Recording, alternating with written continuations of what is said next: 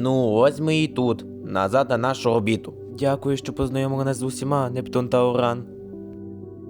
Так, ви двоє супер добрі. Вам дякую, малята.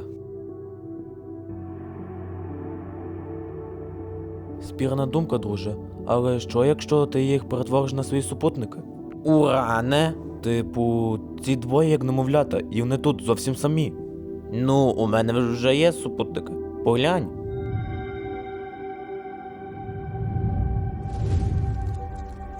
Це камінці, друже. Хіба ж ми не всі камінці, так чи інакше? Напевно. То чи хочете піти до Юпітера та Сатурна?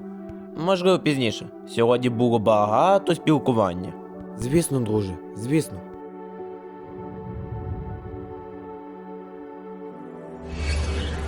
А? Хто тут? Плутоне?